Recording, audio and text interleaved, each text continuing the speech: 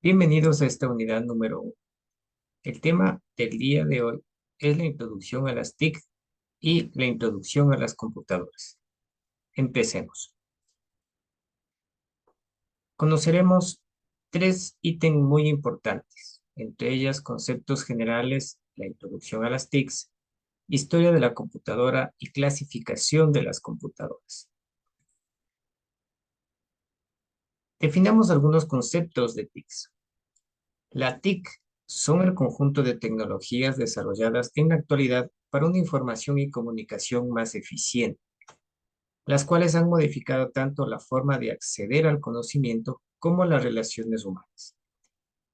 Las TIC se reconocen como productos innovadores donde la ciencia y la ingeniería trabajan en conjunto para desarrollar aparatos y sistemas que resuelven los problemas del día a día. Ellas sintetizan elementos de las llamadas tecnologías de la comunicación, o TC, radio, prensa y televisión, con las tecnologías de la información. Hablemos un poco de la historia de la computadora.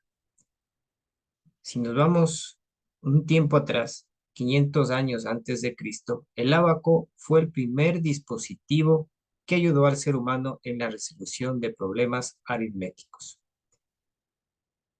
En 1622, la regla de cálculo. Posiblemente algunos de ustedes tuvieron la oportunidad de conocerlos. Algunos se encuentran en algunos laboratorios de física. Es tan importante esta regla de cálculo, ya que es un instrumento que actúa como una computadora analógica. Dispone de varias escalas numéricas móviles que facilitan la rápida y cómoda realización de las operaciones aritméticas complejas, como pueden ser las multiplicaciones, las divisiones, las sumas, etcétera. En 1834 se inventó la primera computadora digital. Era programada por una serie de tarjetas perforadas que contenían en datos las instrucciones. Si nosotros tuvimos la oportunidad de conocer este tipo de tarjetas, más o menos tenían esta forma y tenían ciertas perforaciones. Como acabamos de decir, contenían ciertas instrucciones cada una de estas tarjetas. En 1830, la máquina analógica. Computadora analógica, también conocida como ordenador analógico, es un dispositivo electrónico o hidráulico diseñado para manipular la entrada de datos en términos de, por ejemplo, niveles de tensión o presiones hidráulicas. Entonces, como podemos ver, el tamaño casi ocupaba un cuarto, ocupaba prácticamente un cuarto con toda esa infraestructura.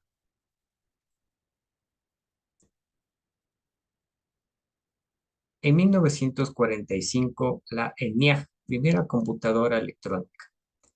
ENIAC del acrónimo de Electronic Numerical Integrator and Computer, computadora integrador numérico electrónico. Fue una de las primeras computadoras de producción general.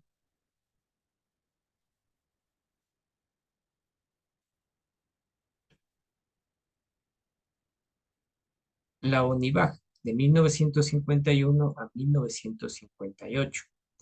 Fue la primera computadora comercial fabricada en Estados Unidos, entregada el 31 de marzo de 1951 a la Oficina del Censo. Entonces, como podemos visualizar, ya tenía una estructura un poquito ya, llamemos en ese tiempo moderna, donde se realizaban todo ese tipo de procesos. En 1959 a 1964 es la segunda generación de computadores. Eran rápidas y pequeñas, nuevos lenguajes llamados lenguajes de alto nivel. El invento del transistor hizo posible una nueva generación de computadoras más rápidas, más pequeñas y con menores necesidades de ventilación. Sin embargo, el costo seguía siendo una porción significativa del presupuesto de una compañía. Ustedes recordarán, obviamente había un monitor, un CPU que lo veremos más adelante, con sus diferentes tarjetas de 1 medio, de 5 un cuarto, que había en ese tiempo. En 1964 a 1971 es la tercera generación de la computadora.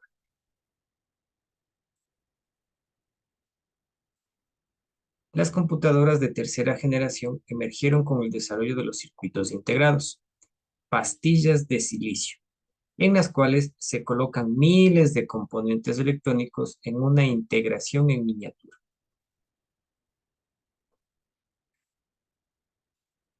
De 1971 a 1980, cuarta generación de las computadoras, entre ellas la muy conocida Apple, ¿sí?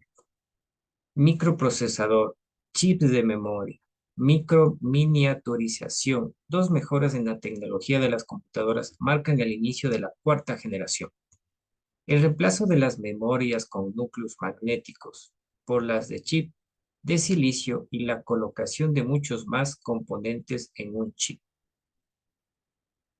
Silicon Valley, ustedes ya lo han de haber escuchado, o Valle de Silicio, era una región agrícola al sur de la bahía de San Francisco, que por su gran producción de silicio a partir de 1960 se convierte en una zona totalmente industrializada, donde se asienta una gran cantidad de empresas fabricantes de semiconductores y microprocesadores.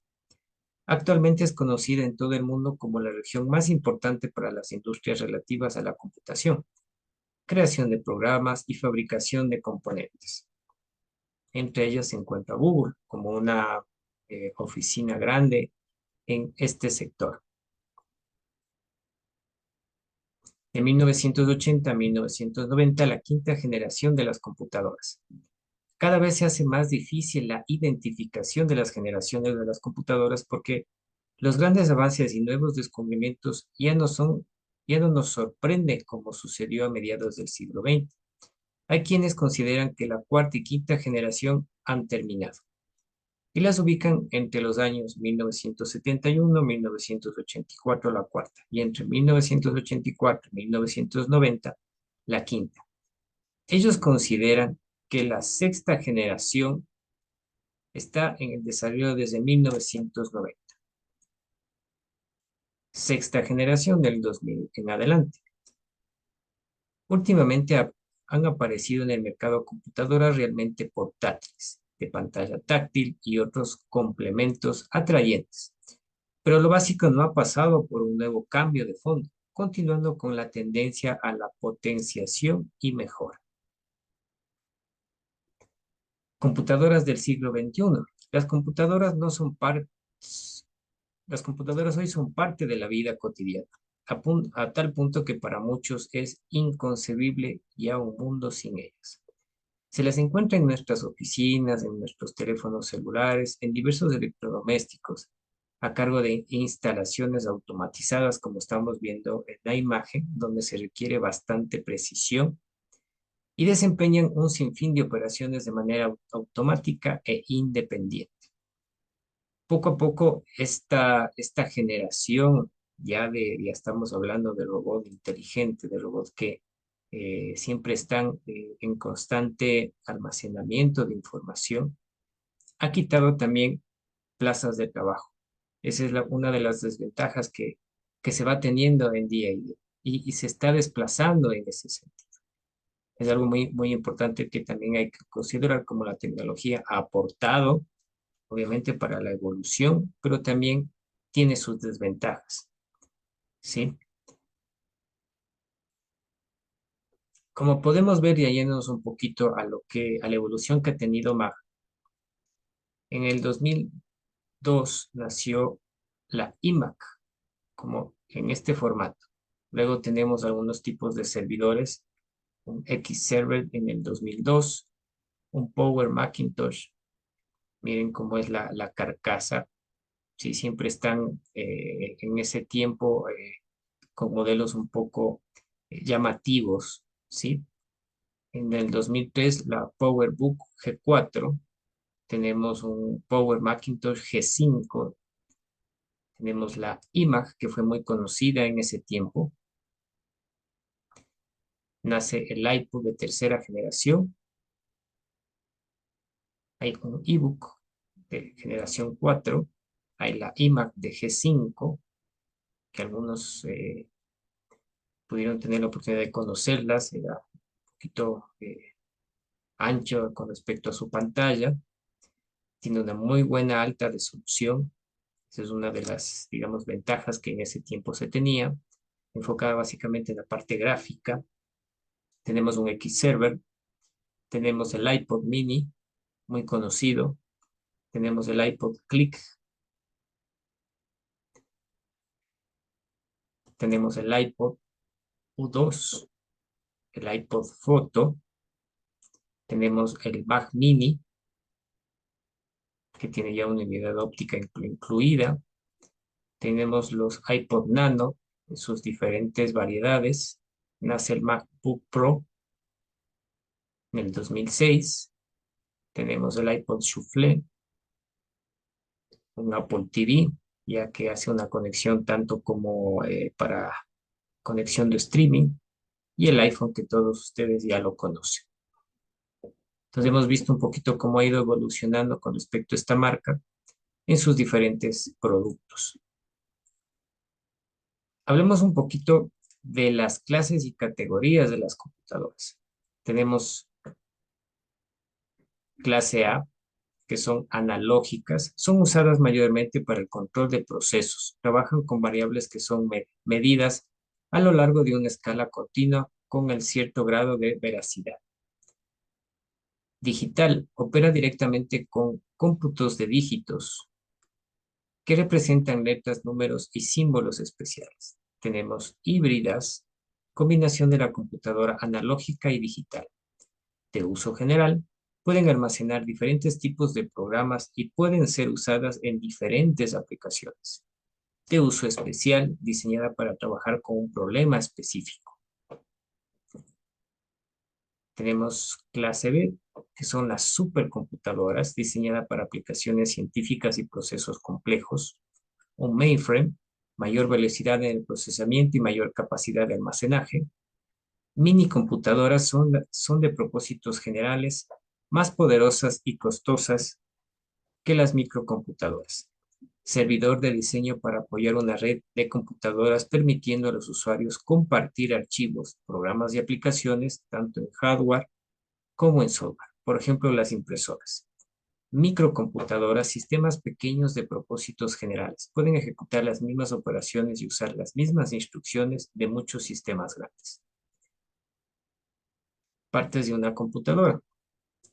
Son todos los elementos que se encuentran dentro del case o la carcasa, caja o gabinete conocido coloquialmente como CPU. Periféricos o dispositivos de entrada. Son los encargados de suministrar los datos a la computadora. Entre ellos se encuentran principalmente el teclado, el ratón. Otros son el escáner, micrófonos, webcams, memorias o discos duros externos. Periféricos o dispositivos de salida sirven para mostrar los datos o la información que se procesa a la computadora. El monitor y la impresora son los más comunes.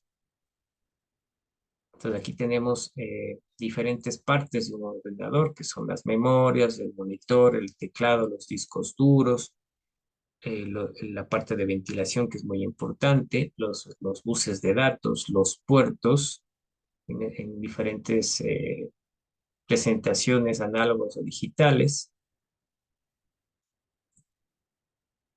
Tenemos aquí este gráfico, las partes importantes de una computadora. Entonces entre ellas tenemos el monitor, tenemos la tarjeta madre, los procesadores, las memorias, las tarjetas, que pueden ser tarjetas de red, tarjetas de sonido.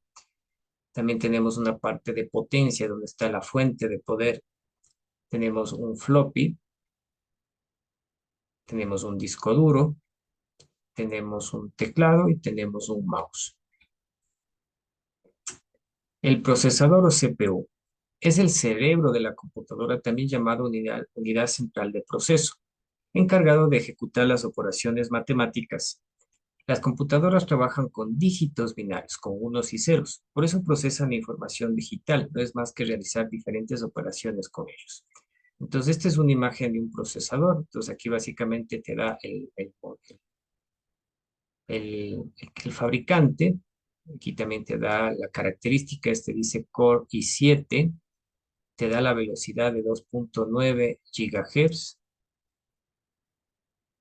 Entonces, esta es una de las formas. Si podemos visualizarlo, dándole la vuelta al microprocesador, tenemos esta figura. Si queremos ver ya ampliado un poquito, así son los pines de cada microprocesador.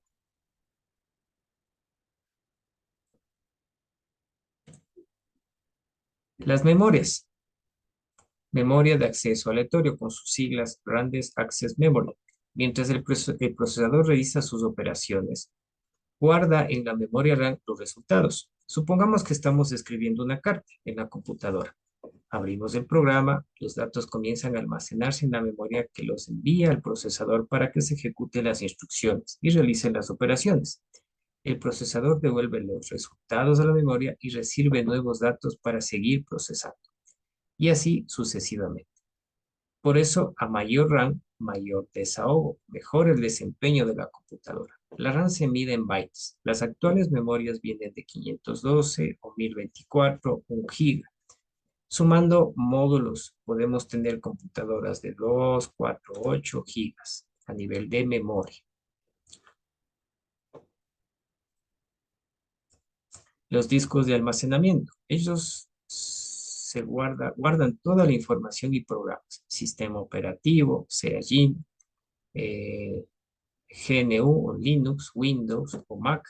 Las aplicaciones de software para escribir, dibujar, editar audio, etcétera. Procesamiento de datos.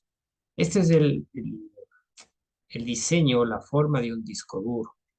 Es un poquito pesado, es grande, obviamente que tiene una cabeza, diferentes cabezas que se llaman. Si ustedes pueden apreciar, hay tres niveles. Tenemos estas agujas que son la parte que hace la lectura. Tenemos este tipo de agujas o lectores en cada uno de los niveles. En realidad son tres en total. Eh, por eso es importante no golpearlos, porque esto muchas veces tienden a rayarse. Y una vez rayados, obviamente ya pierde eh, ese tipo de el almacenamiento como tal. Y es muy difícil volverlo a recuperar. Los más conocidos, unidades de estado sólido, que algunas computadoras ya vienen eh, colocadas, como ustedes pueden ver, es un poquito más pequeño, ¿sí? En vez de discos rígidos, como vimos anteriormente, las computadoras más nuevas tienen unidades de estado sólido. Son memorias flash, como las que se utilizan los USBs o pinchos que se llaman. Son menos sensibles y más rápidos que los discos duros convencionales. Son de un poquito baja capacidad, pero complementan con ya información en la nube o simplemente utilizan discos externos cuando se los necesita. Software de una computadora. El software es la parte no física de la computadora que existe en forma de códigos que contienen instrucciones para el hardware, para que el hardware sepa qué hacer. Sin estos programas, la mayoría de los dispositivos de hardware no serían útiles. Y hay dos tipos.